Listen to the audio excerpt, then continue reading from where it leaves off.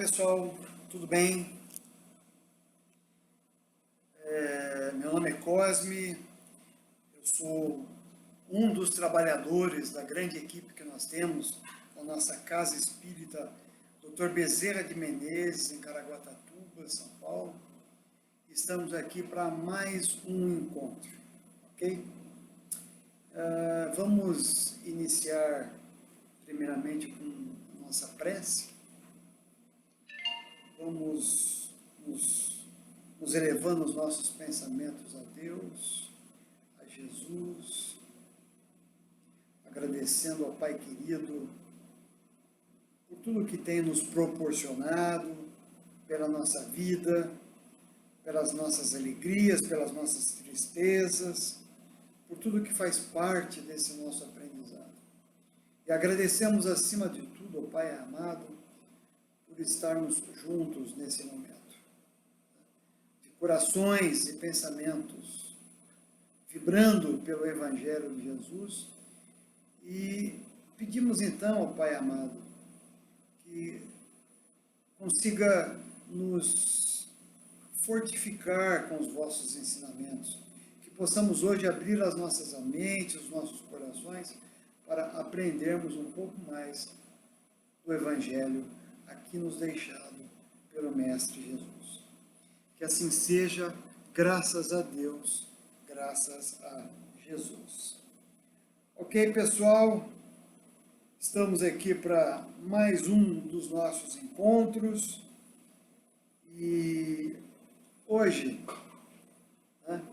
antes até de entrar no tema, a gente faz uns avisos rápidos, né? Primeiro, de que a nossa casa espírita já está fazendo os trabalhos presenciais, né? Com muito cuidado, com muita atenção, né? com toda a formalidade que exige em respeito à pandemia hoje, né? Nós temos os nossos encontros às terças e sábados, às 20 horas.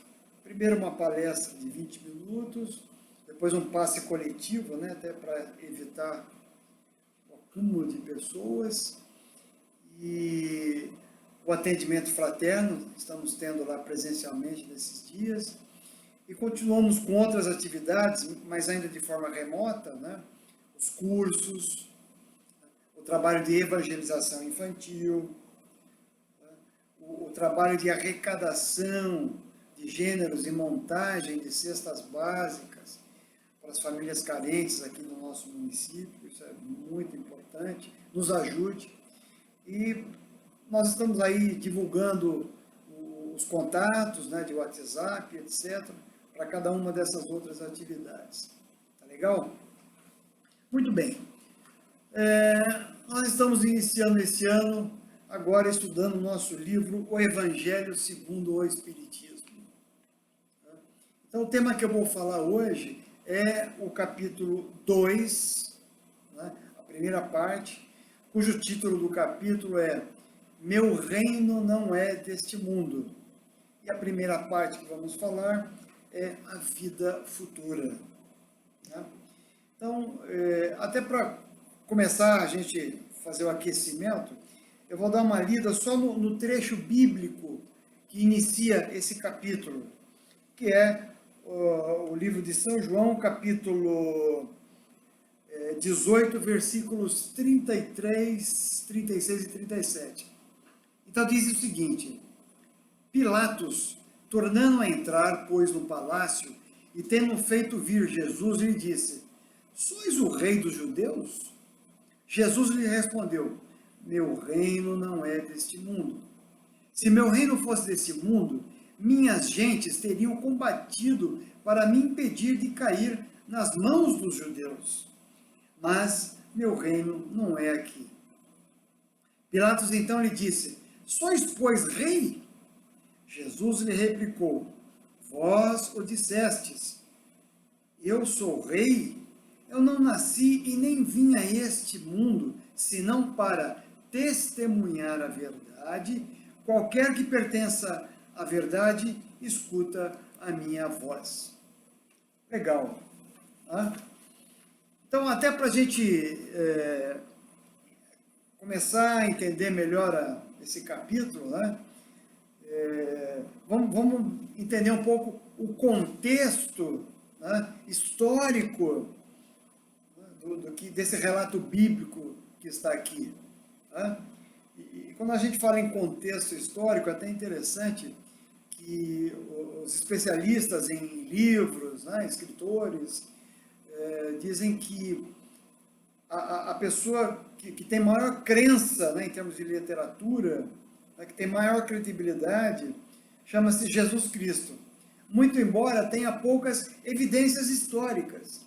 Então, o pouco que nós temos é o Evangelho, é o que está na Bíblia Sagrada, e a gente tem que, né, aproveitar e estudar bastante, principalmente com esse livro do Evangelho segundo o Espiritismo, que nos traz uma luz, né, nos traz testemunhos dos Espíritos sobre o que Jesus estaria querendo nos transmitir. Mas então, o contexto, né, como é que foi que aconteceu? Quando foi isso? Se a gente for lembrar da história de Jesus, teve a traição por Judas, né, que o delatou, que o entregou por algumas moedas de prata, e Jesus foi preso pelas autoridades romanas. O fato é que quando Jesus, né, essa prisão dele chegou ao conhecimento de Pilatos, né, Pôncio Pilatos, Pilatos não tinha muita certeza da culpabilidade de Jesus. Né? Primeiro, quem foi Pôncio Pilatos? Né? Ele era a maior autoridade naquele local, a maior autoridade romana. Ele era o imperador da Judéia. Né? Então, Jesus teria sido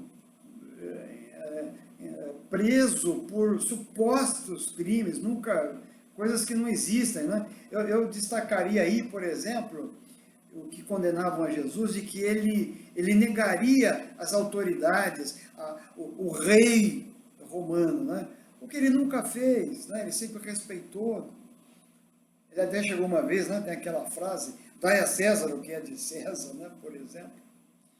O fato é que chegou ao conhecimento de Pilatos, e Pilatos, como disse, ele não estava muito à vontade com as evidências da culpabilidade de Jesus. O que ele fez?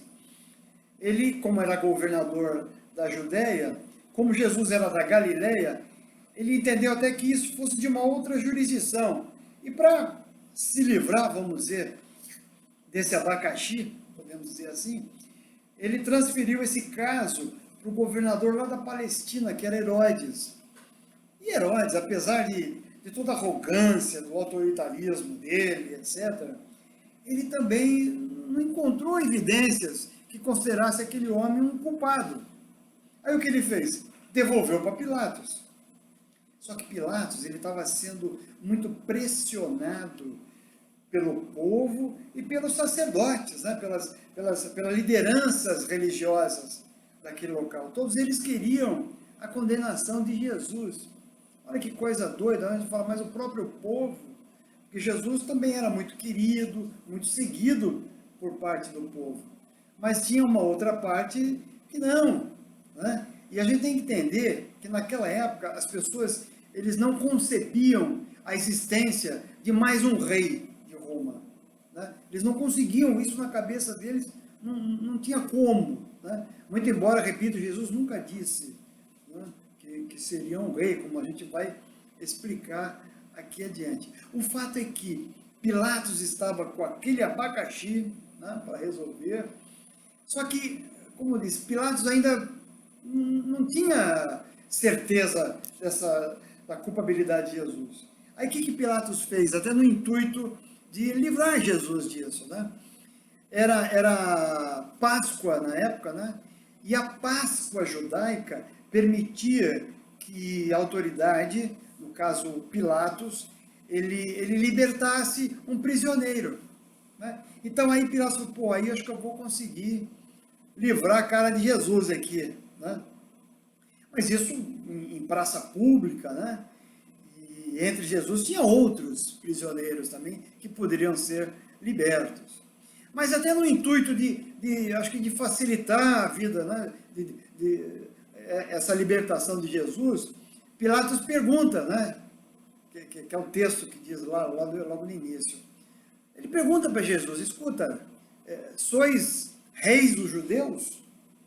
Aí Jesus responde, olha, né? E é lógico que ele fala, se eu fosse o rei, os meus seguidores, os meus súditos, né, estariam agora aqui combatendo esse meu julgamento, né? Estariam em atrito com Pilatos. Então não faria muito sentido. Mas Pilatos ainda não entendeu muito bem. E ainda para ajudar, Jesus fala assim, olha, e eu não vim, né, eu não vim deste mundo, o meu reino não é deste mundo. Pilatos não entendeu. Ele ainda reforça a pergunta, mas sois rei? Aí Jesus diz, olha, né, no popular, você está dizendo que eu sou rei, né? Você que está dizendo que eu sou rei. Mas, como já disse antes, né? Se eu fosse rei, estaria aqui combatendo a minha liberdade. Mas aí ele diz assim, olha, eu nasci e vim aqui para esse mundo para dar testemunho da verdade, e aquele que crê, né, nessa verdade vai entender o que eu estou falando. O fato é que Pilatos continua não entendendo nada, né? Nem aquele povo ali. E aí, para piorar mais ainda a situação, o que aconteceu? Nessa de ter que escolher um prisioneiro para ser libertado, o povo aclamou por Barrabás. Um prisioneiro, um bandido terrível. Né? E Pilatos teve que libertar Barrabás e entregar Jesus para os soldados romanos. Depois aconteceu toda aquela via sacra, que nós sabemos, né? A crucificação de Jesus, etc. Mas é interessante que Pilatos executa na hora um ato muito simbólico, né? Que é o de lavar as mãos. Né? E a gente usa hoje até é um dito popular, eu lavo minhas mãos, né? O que Pilatos estava dizendo com aquele ato simbólico? Olha, de agora em diante, o que acontecer com esse homem não tem nada a ver comigo, as minhas mãos estão limpas, a decisão foi de vocês. E assim seguiu.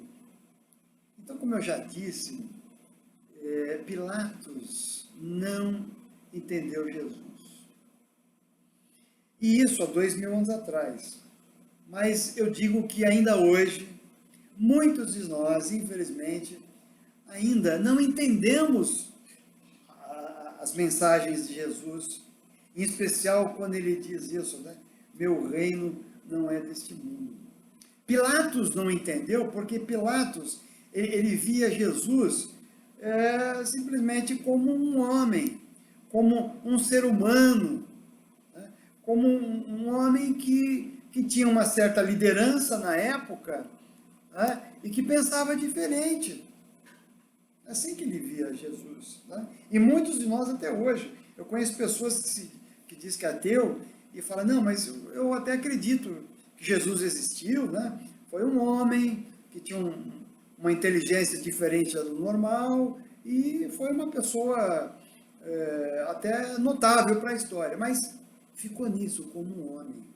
O fato é que Pilatos não enxergava Jesus como um representante de Deus, ou melhor ainda, como um espírito evoluído. Repito, nós ainda hoje talvez não conseguimos ver Jesus como esse espírito evoluído, esse representante de Deus. Né? E quando a gente fala de espírito evoluído, a gente já tem que tratar do tema vida futura, e para falar da vida futura, nós temos que falar de reencarnação. Aí vocês vão falar, puxa, mas lá vem o Cosme falar de novo de reencarnação. É um tema recorrente, não tem jeito. E para essa temática aqui, eu diria o seguinte, Quando Jesus falou que o meu reino não é deste mundo, foi a primeira revelação que ele estava dando de que existia vidas futuras, né? Mas o povo ainda não conseguia entender muito bem isso, né? Como eu já disse, muito de nós não entendemos. Então, quando a gente fala da reencarnação, nada mais é do que um procedimento, um processo de justiça divina. Olha só, de justiça divina, porque Deus, com isso, nos permite aqui tenhamos novas vidas, que tenhamos várias vidas futuras, para que a gente possa se tornar uma pessoa melhor, para que a gente possa corrigir os nossos erros. A gente fala muito para a gente reparar os nossos erros, né? A gente tem que ter até cuidado com essa terminologia, né, de reparo. Isso não significa que Deus está nos castigando, né? Não, é a oportunidade de melhoria. E eu digo isso porque na época, né, de Pilatos, as pessoas, por exemplo, até tinham uma crença, por exemplo, em anjos e em deuses, né? Acreditavam em vários deuses. Inclusive, eles atribuíam, por exemplo, as coisas boas que aconteciam, né, aos anjos, né? Poxa, isso aconteceu, né, graças aos anjos. Assim como as coisas ruins, as tragédias, né, as moléstias, as pestes, eles atribuíam como castigo dos deuses. Então, como falar de vida futura naquela época? Se até hoje ainda entendemos essa reparação como um castigo, mas repito, não é castigo. É uma oportunidade que temos de melhoria. Mas só que é um negócio diferente. Mas não é tão diferente do que é o nosso dia a dia. Se a gente pensar bem, né, muitas vezes, a gente só muda uma postura, a gente só aprende mesmo uma coisa quando a gente sente na pele. A gente usa até esse termo, né? Tem que sentir na pele. Né? Então, é o que a justiça divina nos proporciona, né, em várias vidas futuras. Então, quando falamos de espírito evoluído, como foi Jesus, né, a gente pode parar e começar a fazer algumas perguntas, né? E eu? Será que eu posso ser um espírito um dia evoluído como foi Jesus? Sim, podemos. Né?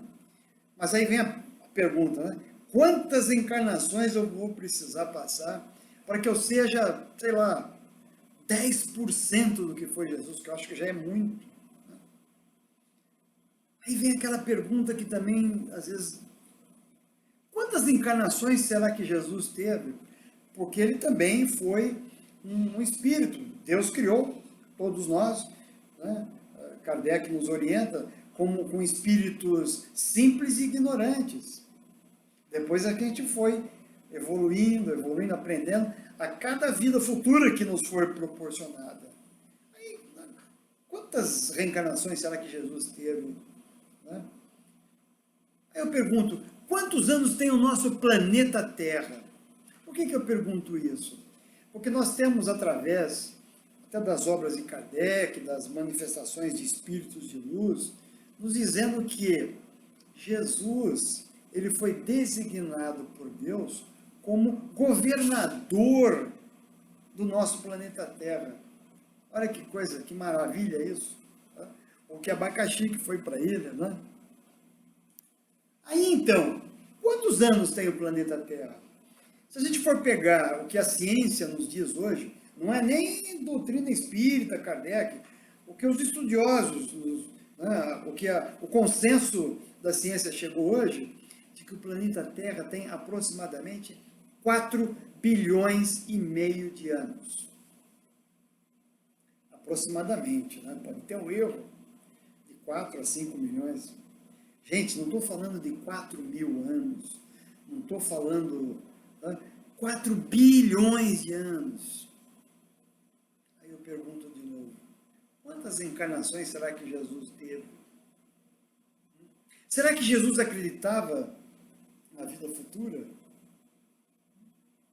Então aí fica essa reflexão para a gente, porque quando a gente fala da vida futura, nós temos uma visão muito imediatista, né, do que chamamos de vida, do que o Evangelho nos orienta de vida futura. A gente até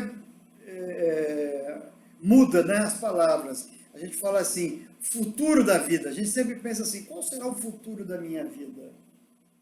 A gente, quando é jovem, a gente pensa em ter um bom emprego, né, um bom trabalho, a ter família, ter filhos, ter netos, né, um dia se aposentar. Tudo isso é justo, é digno de que tenhamos, né? Eu mesmo, eu comecei a trabalhar cedo, com 13 anos de idade, né? Tenho filhos, tenho netos, e me aposentei há poucos anos.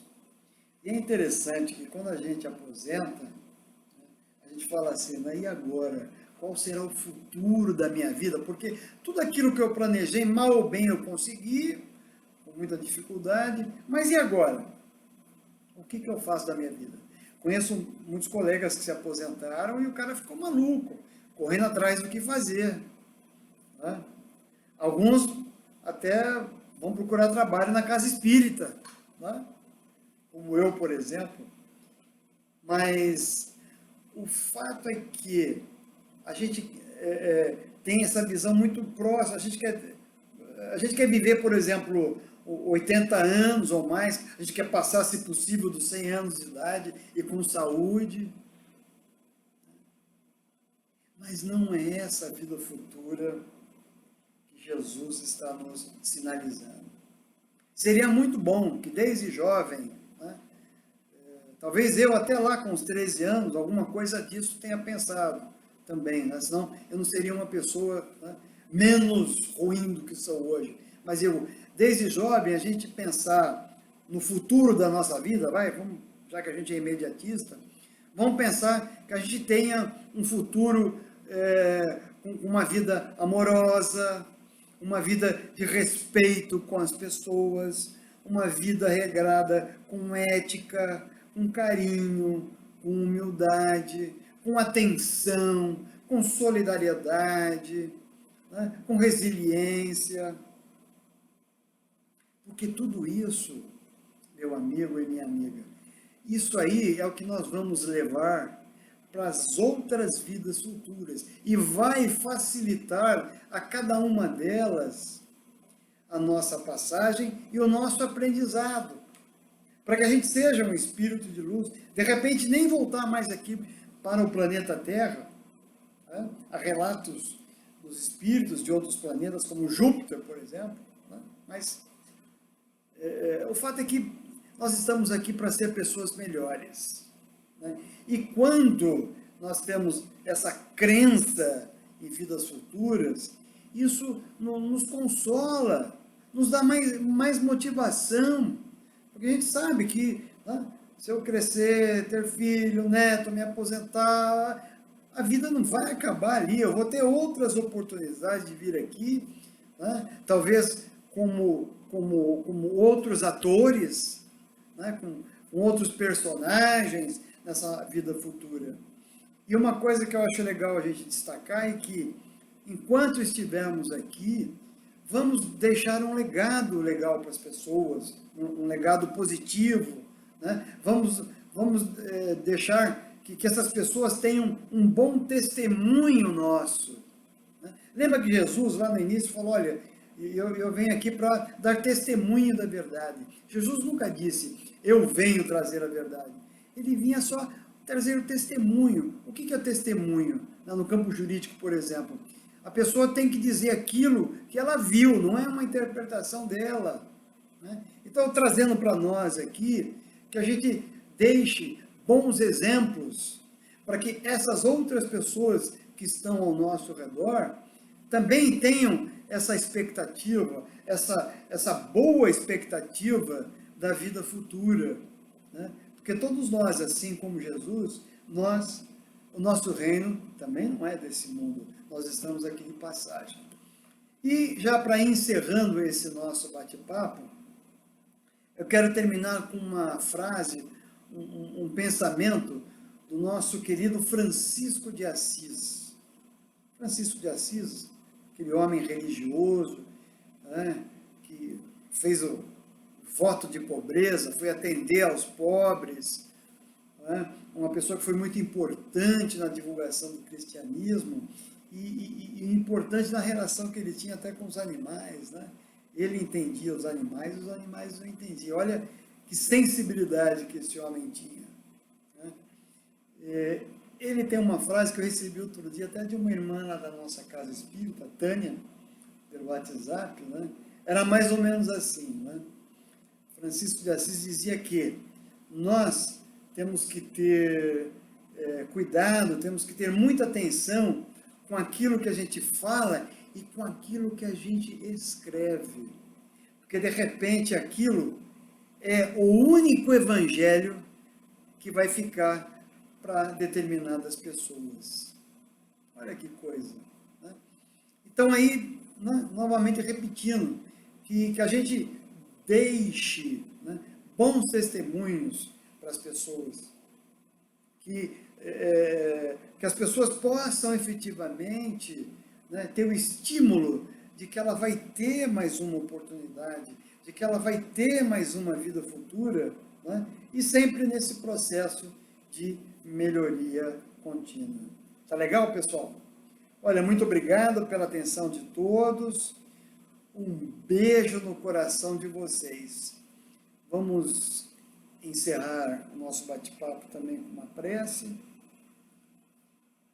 Vamos aqui nesse momento, Pai amado, agradecer por mais esse encontro, agradecer por essa temática, por essa reflexão que tivemos hoje, que realmente o nosso mundo não é aqui, a nossa pátria, a nossa família efetivamente é espiritual, mas agradecemos a oportunidade que nos dá, ó Pai querido, de por vezes estarmos aqui, nos tornando pessoas moralmente melhores. E assim, Pai querido, vamos pedir vossa permissão para encerrar temporariamente esse nosso trabalho. Vamos agradecer a Jesus pelo seu sempre constante abraço fraterno.